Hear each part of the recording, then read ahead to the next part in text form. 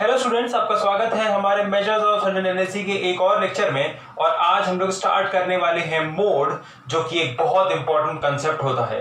और साथ ही साथ वीडियो को आप पूरा एंड तक देखिएगा, क्योंकि बीच में मैं ऐसे की पॉइंट्स डिस्कस करूंगा जिनकी अंडरस्टैंडिंग आपके पास नहीं होगी तो आपके क्वेश्चंस गलत होने की संभावना बहुत ज्यादा है। राइट, तो प्लीज पूरे वीडियो को ध्यान से देखिएगा और हर एक पॉइंट को लिस्ट करके उसके नोट्स बनाते चलिएगा। ये बहुत इंपॉर्टेंट है आपके एग्जाम के रिवीजन पॉइंट ऑफ व्यू से। राइट, तो चलिए बिना समय वेस्ट किए हम शुरू करते हैं अपने इस वीडियो को और डिस्कशन शुरू करते हैं मोड का। ठीक है, तो देखिए मोड क्या होता है। Mode has come from a French word which is la mode, LA mode.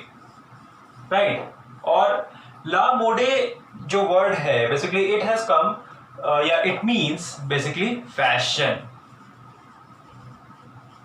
हाँ, तो अब आप ये सोच रहे होंगे कि फैशन और मोड, अब इनमें क्या है लेना देना।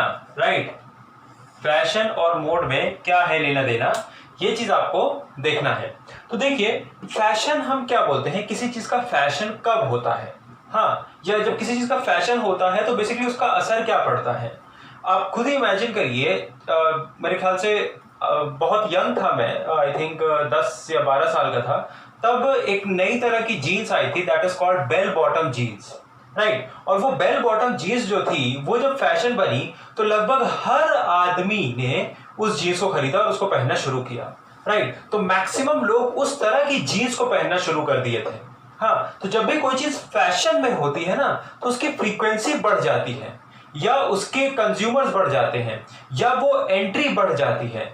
तो वही तो हमारा मोड होता है।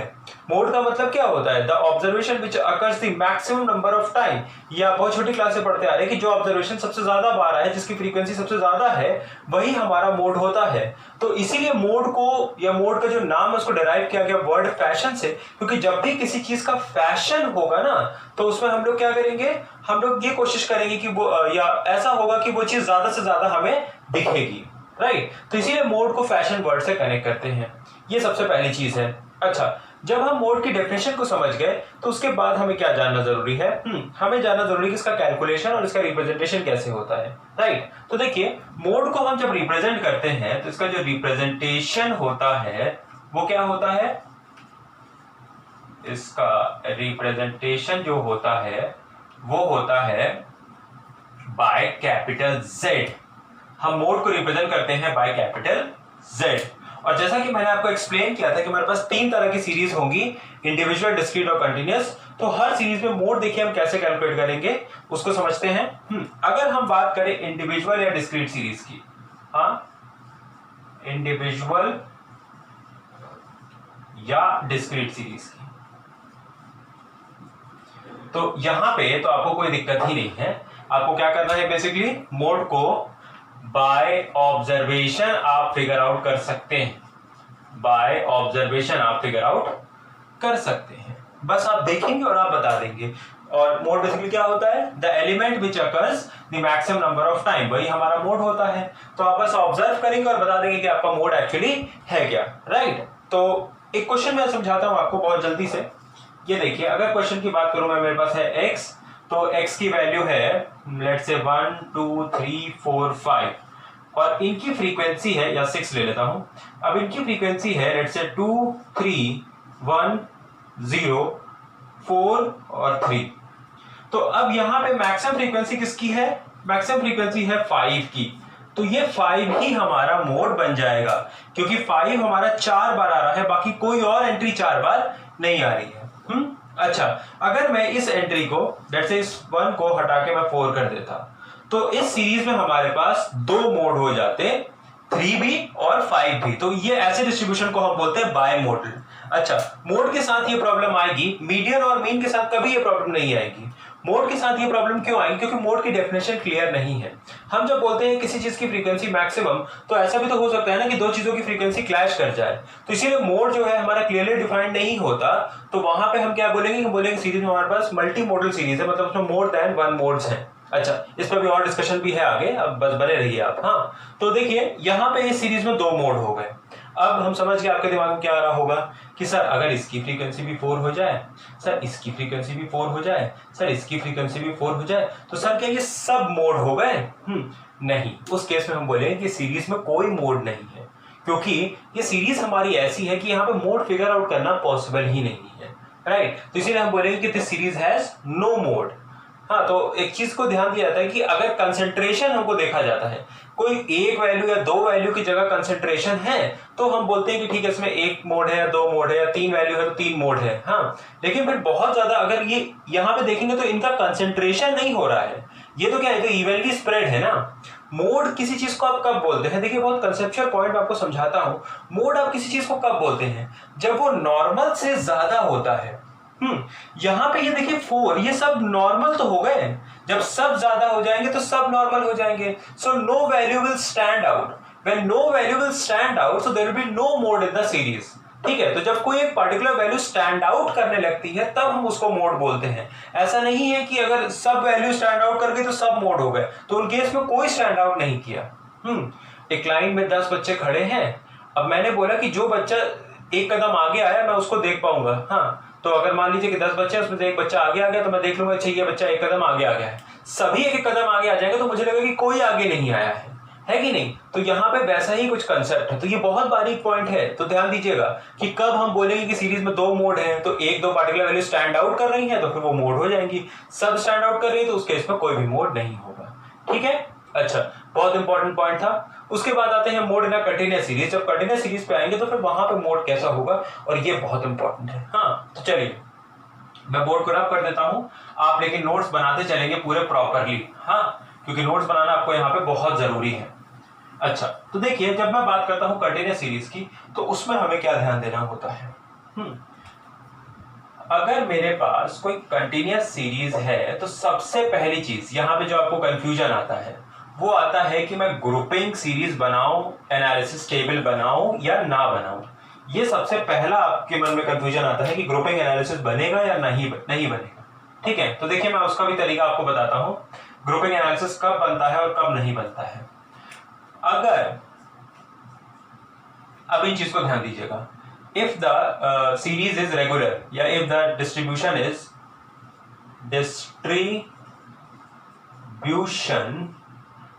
regular,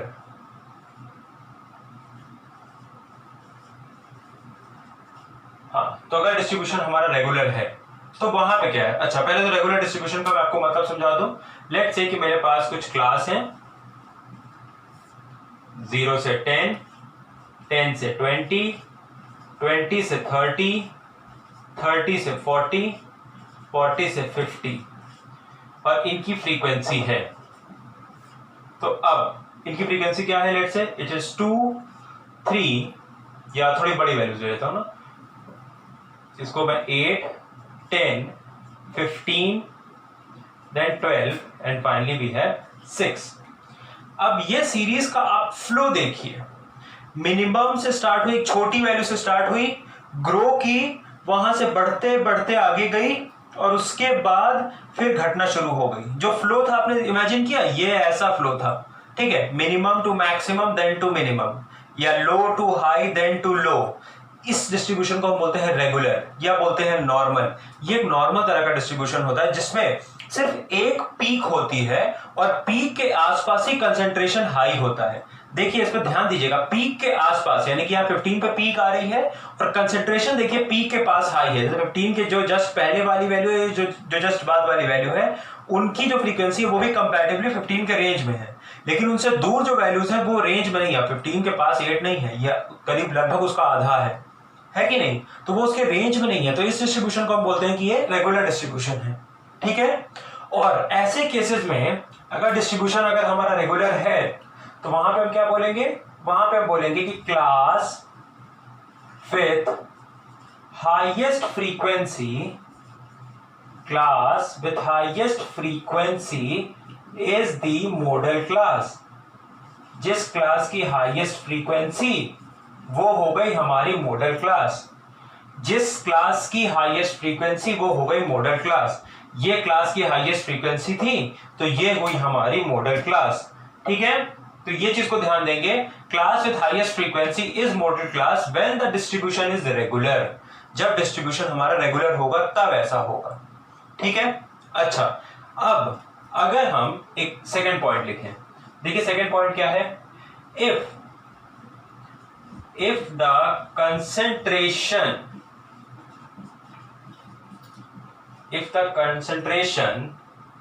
is around some other class and not around the class with highest frequency, ठीक है, मुझे उम्मीद आपको दिख रहा होगा, and the class around highest and not around the class with highest frequency, right? तो यहां पे मैंने क्या बोला, मैंने बोला कि if the concentration is around some other class and not around the class with highest frequency, अगर जो हमारा कंसेंट्रेशन है वो कैसा है, वो है एक ऐसी क्लास के आसपास जिसकी फ्रीक्वेंसी हाईएस्ट नहीं है। मतलब क्या हुआ, अच्छा चलिए इसको भी समझा दें। मैं इस डिस्ट्रीब्यूशन को थोड़ा सा एलोंगेट करता just to clearly illustrate my point. 50 से 60, 60 से 70।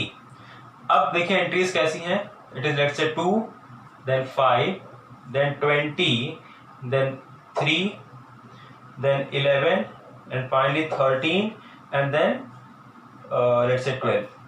अब देखिए हाईएस्ट फ्रीक्वेंसी ये है, इसके इर्द गिर्द आप कंसंट्रेशन देखिए, कुछ नहीं है। हाँ, वेराज यहां पे देखेंगे तो यहां पे डेंसिटी बहुत हाई हो गई, क्योंकि 13 है, एक comparatively higher value, comparatively higher value. तो यानी कि पिछले डिस्ट्रीब्यूशन का मैं आपसे ग्राफ डिस्कस करता, ये फर्स्ट वाले केस का, तो वो ग्राफ आता आपका ऐसा।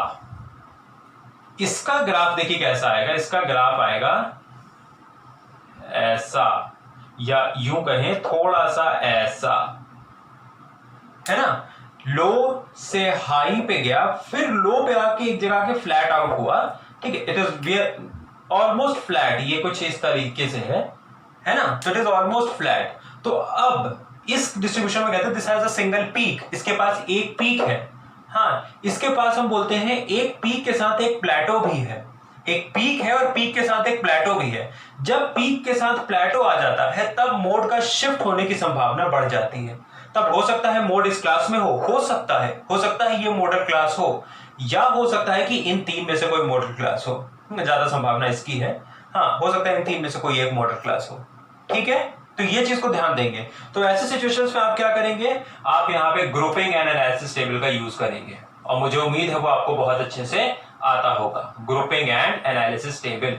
अच्छा, अगर किसी कुछ बच्चों को डाउट है ग्रुपिंग एंड एनालिसिस टेबल में, तो आप प्लीज वो मुझे इन्फॉर्म करिएगा उसके बारे में, ताकि मैं उस पर एक सेपरेट वीडियो बना के आपको समझा पाऊंगा कि ग्रुपिंग और एनालिसिस हम लोग कैसे करते हैं। वैसे आप क्लास 11 से पढ़ते आ रहे हैं, तो फिर आपके लिए बिल्कुल भी प्रॉब्लम की बात नहीं है, ठीक है।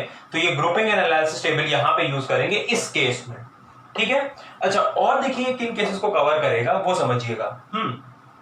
अब अगर मैं फ्रीक्वेंसीज को थोड़ा सा एडजस्ट करता, लेट्स से मैं फ्रीक्वेंसीज को थोड़ा सा एडजस्ट करता, अब मैं यहां पे लिखता 15, मैं यहां पे लिखता 18, और मैं यहां पे लिखता 16, और फिर लिखता मैं 10 एंड देन फाइनली लिखता 7। अब आपको लग रहा होगा कि अब ये तो नॉर्मल बेल कर्व बन गया, ठीक है, क्योंकि 20 है, 20 के आसपास कंसंट्रेशन भी हाई है, एक पीक आ रही है, तो यहां पे आपको ये नॉर्मल बेल कर्व लग रहा है, ठीक है। लेकिन अब ध्यान दीजिएगा, अब 16 को देखिए, या आप इनफैक्ट 18 को देखिए, क्या 18 के आसपास कंसंट्रेशन हाई नहीं है?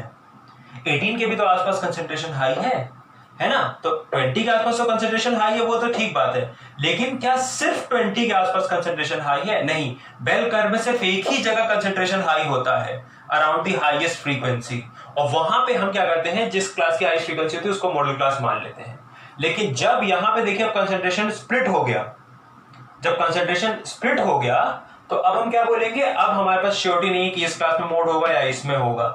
हाँ, नीचे वाले में होने के तो चांसेस बहुत कम है, लेकिन इसमें से किसी में हो सकता है।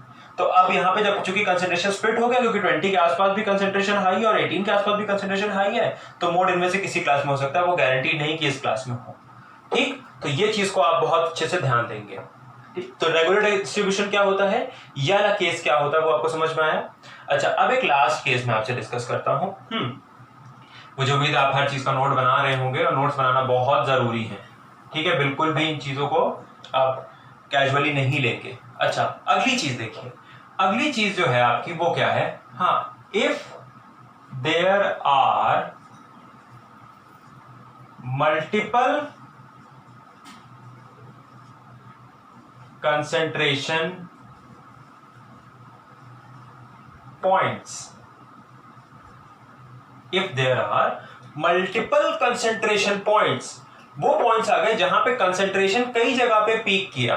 अच्छा, जिसका मतलब क्या था, इसको मैं थोड़ा सा मैनिपुलेट कर दूं तो आपको इसका भी एग्जांपल मिल जाएगा। इस तरह की सीरीज देखिए, 2, 5, then 10, then 6, then 4, then finally या 4 नहीं करके इसको 6 के बाद इसको फिर 8, इसको 11 एंड देन इसको 7 कर देते हैं। अब देखिए, low to high, then to low and high, समझ में आई बात। तो कैसा हुआ ग्राफ, अगर ग्राफ की बात करें आप, तो ग्राफ था लो से हाई गया, फिर गिर ही रहा था कि फिर एक और पीक आ गई, मल्टीपल पीक हो गई, है ना। और वहां पे डिस्ट्रीब्यूशन हो जाता है मल्टी मॉडल, यहां पे मोर देन वन मोड आएगा। हाँ, लेकिन हम लोग को तो एक डेफिनेट मोड निकालना होता है, तो इसमें भी हम ultimately grouping and analysis table बना लेंगे, लेकिन सही नहीं होता है ग्रुपिंग एनालिसिस बनाना। मैं आपको ये भी बता दूं, हाँ, आपको बुक्स में जो भी मिलेंगे, जब इस तरह के डिस्ट्रीब्यूशन मिलेंगे, तो उसमें भी आपको ग्रुपिंग एनालिसिस बना के एक मॉडल क्लास को आपको फिगर आउट करना होगा, लेकिन इसमें ये बनाना सही नहीं होता। This is not the right way to go, right. तो इसमें हाँ, इवन तो हम ग्रुपिंग एनालिसिस बना के प्रोसीड कर सकते हैं, बट यहाँ पे ज्यादा बेटर ऑब्जर्वेशन होता है, वो ये होता है कि सीरीज में हमारे पास मोर देन वन मोड है, मल्टी मॉडल सीरीज है। ठीक है, तो 3 केस है, मैंने आपको क्लियरली समझाया। ग्रुपिंग एनालिसिस इसमें बनेगी सिर्फ, लेकिन अगर हमारे एग्जाम में इस तरह क्वेश्चन आता तो फिर हम उसमें भी बनाएंगे। वैसे हाँ, आपको बता दूं कि जनरली इसके केसेस आते ही नहीं है, ग्रुपिंग एनालिसिस का क्वेश्चन आता ही नहीं है, सीधे सीधे डिस्ट्रीब्यूशन रेगुलर दिया रहता है, सीधे सीधे रेगुलर डिस्ट्रीब्यूशन दिया रहेगा, तो वहां पर ग्रुपिंग एनालिसिस बनाने में टाइम वेस्ट करना ही नहीं है। ठीक है, एक आइडेंटिफाई करना है और प्रोसीड कर जाना है क्लास विद हाईएस्ट फ्रीक्वेंसी के साथ। ठीक है, तो ये मैंने आपको तरीका बताया पहले मॉडल क्लास फिगर आउट करने का। हाँ, मुझे उम्मीद है आपको क्लियर हुआ होगा। जब आप मॉडल क्लास को फिगर आउट कर लेंगे तो उसके बाद देखिए आपको क्या जानना होगा।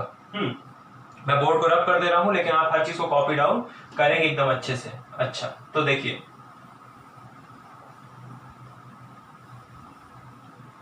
इसके बाद बेसिकली हमें पता है, जैसे मीडियन में हम करते थे कि एक इंटरपोलेशन हमारे पास फॉर्मूला आता था, एक इंटरपोलेशन का फॉर्मूला था, है ना। तो वो इंटरपोलेशन का जो फॉर्मूला था, वो फॉर्मूला क्या था, जैसे मीडियन में था, तो यहां भी एक फॉर्मूला होता है, वो होता है क्या, Z is equal to L plus F1 minus F0 whole upon 2F1 minus F0 minus F2 whole into I, right. F1 minus F0, 2F1 minus F0 minus F2, ये हमारे पास होता है। अच्छा, इसका मतलब क्या है वो समझते हैं, हर एक सिंबल का मतलब समझते हैं हम। हाँ, तो Z stands for mode, Z stands for mode, L stands for lower limit of modal class. अच्छा, lower limit of modal class की बात हो गई, तो आपको पता है मॉडल क्लास कैसे निकालना है, मैंने पीछे पूरा डिस्कशन किया हुआ है आपके साथ। तो lower limit of modal class, F1 हो गया frequency of modal class, frequency of modal class यानी कि मॉडल क्लास की फ्रीक्वेंसी। फिर F0 हो गया frequency of pre modal class, मतलब मॉडल क्लास से जस्ट पहले, या frequency of the class preceding the modal class, तो frequency of pre modal class. मुझे उम्मीद है इस वर्ड का मतलब आपको समझ में आ रहा होगा। मॉडल क्लास से पहले जो क्लास है, उससे पहले जो क्लास है उसकी फ्रीक्वेंसी। और F2 है हमारे पास क्या, फ्रीक्वेंसी ऑफ, आप समझ ही गए होंगे, it is the post modal class, तो frequency of post modal class, तो यानी कि मॉडल क्लास के बाद जो क्लास है उसकी फ्रीक्वेंसी। और I तो क्लास हाइट है, या क्लास विड्थ है, या क्लास इंटरवल्स है। ठीक है, तो it is the class height, actually class height बोलना बेस्ट होगा, राइट। तो frequency of model class, it is the frequency of the pre-modal class, it is the frequency of the post-modal class, lower limit of modal class, mode और I is the class height। ये फॉर्मूले में आप बहुत आराम से comfortable रहते हैं, कोई दिक्कत नहीं है। हाँ, लेकिन अब आप सुनते जाइएगा बहुत ध्यान से, बहुत इंपॉर्टेंट पॉइंट है। देखिए क्या है ये पॉइंट, अगर मान लेते हैं कि हमारे पास लेट्स से कि मॉडल क्लास I20 से 30, ये मॉडल क्लास आ गई हमारी, हमने फॉर्मूला लगाया, मोड की वैल्यू आ गई 31.5। अब क्या हुआ, क्या प्रॉब्लम आई, मॉडल क्लास हमने फिगर किया था 20 से 30, है ना। मॉडल क्लास हमने फिगर किया था 20 से 30, जिसका मतलब क्या था, मोड एक ऐसी वैल्यू थी जो कि 20 से 30 के बीच में थी। फॉर्मूला लगाया, सॉल्व किया, आंसर आया 31.5, जो कि मॉडल क्लास की बाउंड्रीज को ही एक्सीड कर गया।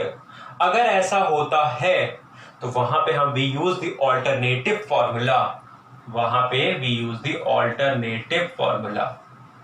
अच्छा, ऑल्टरनेटिव फॉर्मूले का हम लोग यूज करते हैं।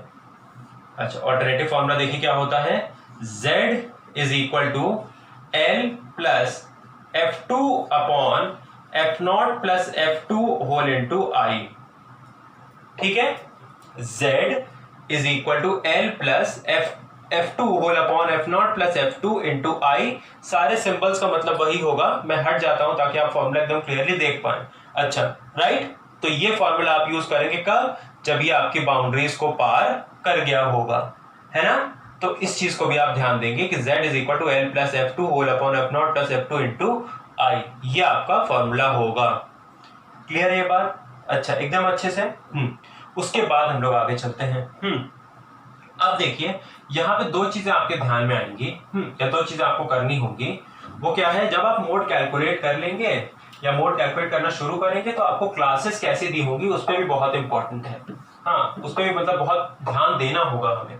अच्छा, पहला क्या है, convert to overlapping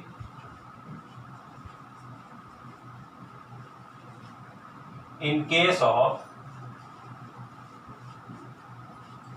non overlapping. ठीक है, convert to overlapping in case of non overlapping, है ना। हमें ओवरलैपिंग में कन्वर्ट करना है अगर नॉन ओवरलैपिंग है तो, राइट। तो इंटरवल्स अगर हमारे कैसे होंगे, हमारे अगर इंक्लूसिव इंटरवल्स होंगे तो हमें उन्हें एक्सक्लूसिव में कन्वर्ट करना होता है। ये मैंने आपको पीछे डिस्कस किया हुआ है, तो मुझे नहीं लगता कि आपको कोई खास प्रॉब्लम होगी। अच्छा, उसके बाद दूसरा point, equalization, equalization of classes, equalization of classes is must। ठीक है, मोस्ट इंपॉर्टेंट थिंग है, हमें क्लासेस को इक्वलाइज करना सबसे जरूरी है। तो equalization of classes is must. अच्छा, इसका मतलब क्या हुआ वो देखिए, अगर लेट से कि हमारे पास क्लास इंटरवल्स ऐसे हैं 0 से 2, फिर 2 से 5, देन 5 से 10, फिर फाइनली 10 से 11, देन 11 से 14, फिर उसके या 11 से 15 कर लेते हैं, 11 से 15, फिर उसके बाद 15 से 17, फिर फाइनली 17 से 20, ये हैं और इनकी फ्रीक्वेंसी दी हुई है। हाँ, तो फ्रीक्वेंसी क्या दी हुई है, फ्रीक्वेंसी दी है लेट से 3, 4, then 9, then 1, then 6, then finally 2 and इधर 3, ये दिया हुआ है। हाँ, तो अब देखिए क्लास इंटरवल्स हमारी इक्वल नहीं है। ये 2 यूनिट्स की क्लास है, ये 3 यूनिट्स की है, ये 5 यूनिट्स की है, ये 1 यूनिट की है, ये 4 यूनिट की है, ये 2 यूनिट की और फिर नीचे 3 यूनिट की है। तो क्लास इंटरवल्स इक्वल नहीं है। तो हम जब इन्हें इक्वलाइज करेंगे तो देखिए क्या करेंगे, अगर हम इन दोनों को कंबाइन कर लें तो हमारे पास क्लास इंटरवल बनेगा 0 से 5, 0 से 5 हो गया, और ये हो गया 3 + 4 7। फिर इसको देखिए, ये तो ऑलरेडी 5 से 10 है और 9, फिर इसको और इसको देखिए, इन दोनों को अगर हम कंबाइन करें तो 10 से 15, 10 से 15 और फिर उसके बाद ये हो जाएगा 7। अच्छा, फिर देखिए यहाँ पे 15 से 20 है, तो इसको हम लोग क्या कर सकते हैं, इसको हम लोग कर सकते हैं कंबाइन 15 से 20 तक में, और ये हो गया 5, है ना। तो अब ये देखिए, अब जब मैंने इनको कंबाइन किया तो वो हमारे पास क्या हो गया, ये जो है इक्वलाइज हो गई क्लास। तो ये एक तरीका है इक्वलाइज करने का, राइट। अच्छा, इसके अलावा और कौन सा तरीका है इक्वलाइज करने का वो देखिए। आपको ये तरीका तो समझ में आया होगा मुझे उम्मीद है। अच्छा, नेक्स्ट देखिए, अगर क्लास इंटरवल्स हमें ऐसे नहीं दिए होते, हमें और दूसरे तरीके के दिए होते। अब देखिए, क्लास है 0 से 10, देन 10 से 20, फिर 20 से 40, उसके बाद 40 से 50, और फिर 50 से 60, फिर 60 से 70, 70 से 80। अच्छा, और फिर इनकी फ्रीक्वेंसी कुछ दी हुई है, फ्रीक्वेंसी लेट से 2, 6, 8, 9, 11, या इसको 8 नहीं, इसको 18 कर दीजिए, या इसको 16 कर दीजिए, 14 कर दीजिए, चलिए 11, देन 7 एंड फाइनली 3। ये क्लासेस हैं। अब आपको इन्हें इक्वलाइज करना है। देखिए 20 से 40, देखिए सब 10 यूनिट्स की क्लास है सारी, ये 20 से 40 आई। अच्छा, अब अगर आप कंबाइन करते हैं, जैसे 0 से 20 एक क्लास बना दी, 20 से 40 हो गई, फिर 40 से 60, और फिर 60 से 80 हो गई, ऐसे आपने क्लासेस बना दी। या अगर इसको आप रिमूव ही कर दे तब ज्यादा बेटर समझ में आएगा। हाँ, तो पहले अगर आप इसको कंबाइन करेंगे तो अभी तो इनको कंबाइन नहीं कर पाएंगे। हाँ, क्योंकि कंबाइन करेंगे तो एक क्लास 0 से 40 बनी, तो दूसरी 40 से 70 होगी, फिर इक्वल नहीं हो पाएंगे।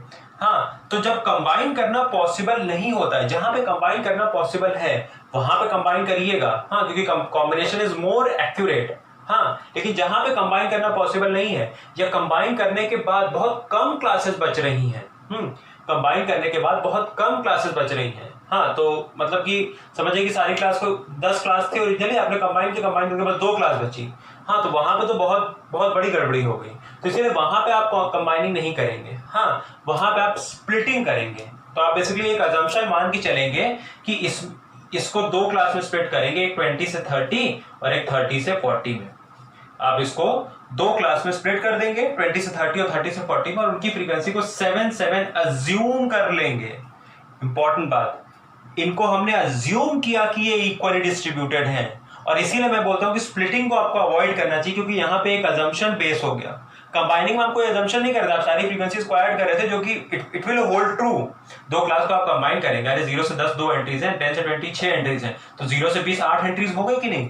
तो कंबाइन किए तो फिर वो तो प्रैक्टिकली एकदम होल्ड कर रहा है, लेकिन जब आप स्प्लिट कर रहे हैं तो प्रैक्टिकली होल्ड नहीं करेगा। ये 14 है तो हो सकता है इसमें 5 हो और इसमें 9 होते, या हो सकता है इसमें 1 हो इसमें 13 होते, आपको क्या पता है कि नहीं, क्योंकि 20 से 40 दिया गया है ना 14 एंट्रीज, तो उनको स्प्लिट कर रहे हैं, तो ये आप अज्यूम कर रहे हैं कि ये इक्वल है। तो इसीलिए स्प्लिटिंग को आपको अवॉइड किया जाए। स्प्लिटिंग उतना एक्यूरेट नहीं होता है जितना एक्यूरेट कंबाइनिंग होता है। ठीक है, बात समझ रहे हैं एकदम। तो इसीलिए आप कोशिश करें कि कंबाइन करें, जहां कंबाइन नहीं कर पा रहे होंगे वहां पे स्प्लिट करने की कोशिश करिएगा। तो ये चीज को ध्यान देंगे, इक्वलाइजेशन जरूरी है। अच्छा, एक बार मैं आपको पूरा रिवाइज करा दूं, मीन में ना तो ओवरलैपिंग में कन्वर्ट करने की जरूरत होती है, ना ही इक्वलाइज करने की जरूरत होती है। मीडियन में ओवरलैपिंग में कन्वर्ट करने की जरूरत होती है, लेकिन इक्वलाइजेशन की जरूरत नहीं होती है। मोड में ओवरलैपिंग में भी कन्वर्ट करना होता है और इक्वलाइजेशन भी करना होता है। तो सारी बातों का आप ध्यान देंगे, ठीक है। अच्छा, उसके बाद मैं आगे बढ़ता हूं। देखिए, और आप इन पॉइंट्स को कॉपी जरूर कर लीजिएगा। मैं बार बार इनको आपको पॉइंट आउट कर रहा हूं क्योंकि बहुत जरूरी है इनको कॉपी करना। अच्छा, अब उसके बाद मैं आता हूं नेक्स्ट चीज पे, और वो क्या है, वो है हमारा एम्पेरिकल फॉर्मूला। और empirical formula relating mean, median and mode. तो देखिए, वो एम्पेरिकल फॉर्मूला क्या होता है।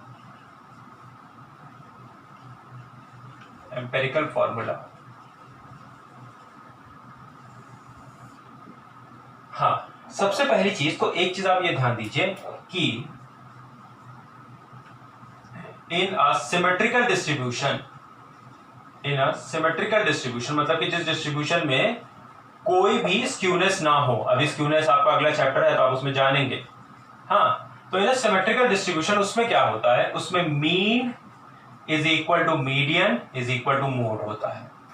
हाँ, तो ये फॉर्मूला जो मैं बताने जा रहा हूं, ये सिमेट्रिकल डिस्ट्रीब्यूशन में तो नहीं लगेगा। हाँ, फिर ये लगेगा किस में, ये लगेगा इन अ मॉडरेटली असिमेट्रिकल डिस्ट्रीब्यूशन। एक ऐसा डिस्ट्रीब्यूशन जो कि मॉडरेटली असिमेट्रिकल होगा, उसमें देखिए क्या होगा। उसमें मोड होता है हमारा 3 times median minus mean, 3 times median minus mean. और इस फॉर्मूले को बहुत ज्यादा तो हम एकदम केयरफुली नहीं यूज कर सकते हैं, मतलब एकदम फ्रीली नहीं यूज कर सकते हैं इनफैक्ट, क्योंकि इसमें थोड़े से प्रॉब्लम्स तो होते हैं, थोड़े से इश्यूज इसमें होते हैं, ठीक है। तो इस फॉर्मूले को बहुत ध्यान से, बहुत जांच परख के यूज करना होगा। जब तक इस लैंग्वेज को पकड़िएगा कि अगर मॉडरेटली एसिमेट्रिकल डिस्ट्रीब्यूशन दिया है, तो अगर ये चीज दे दिया कि मॉडरेटली एसिमेट्रिकल डिस्ट्रीब्यूशन है, तो आप समझिए ये फैक्टर आपको अगर दे रहा है तो मतलब कि आपको जो है ये फॉर्मूला आपको लगाना है। हाँ, तो इस चीज को ध्यान दीजिएगा, ये कंडीशन जो है इनकी, ये बहुत इंपॉर्टेंट है। अच्छा, इसके बाद मैं बस लास्ट चीज डिस्कस कर लूं, जो कि है मेरिट्स एंड डिमेरिट्स। तो मेरिट्स एंड डिमेरिट्स को अगर मैं डिस्कस करता हूं तो देखिए क्या होंगे। मोड के मेरिट्स की बात करते हैं। सबसे पहला है कि बहुत सिंपल है, आप सिर्फ ऑब्जर्व करके कितनी सीरीज में मोड निकाल सकते हैं, तो इट इज वेरी सिंपल, ये इसका मेरिट है। सेकेंड फायदा क्या है कि हम इसे ग्राफ कर सकते हैं, इसको ग्राफ पे बनाना आसान है। हाँ, थर्ड, एक्सट्रीम वैल्यू से उतना इफेक्ट नहीं होगा, जिस तरह मीडियन नहीं इफेक्ट हो रहा था, मैंने 20 की जगह 200 भी कर दिया तो उतना फर्क नहीं पड़ा। हाँ, तो यहाँ भी वैसा होता है। हाँ, तो ऑब्जर्वेशन की अपनी वैल्यू से कोई खास फर्क नहीं पड़ रहा है। हाँ, मीडियन में फर्क पड़ रहा था पोजीशन से, इसमें फर्क पड़ रहा है फ्रीक्वेंसी से। तो इसीलिए जो है अपनी उनकी वैल्यूज उतनी ज्यादा मीनिंग नहीं रखती हैं, तो ये फायदा है। मतलब छोटे मोटे फ्लक्चुएशंस होंगे अगर सीरीज में तो ये इफेक्ट नहीं होगा मोड, ये इसकी खासियत है। इसके नुकसान क्या है? इसके नुकसान ही नुकसान है। ठीक है। हाँ, तो बेसिकली नुकसान ही नुकसान इसलिए है क्योंकि सबसे पहली चीज रिजिडली डिफाइंड नहीं है, एक प्रॉपर डेफिनेशन नहीं है।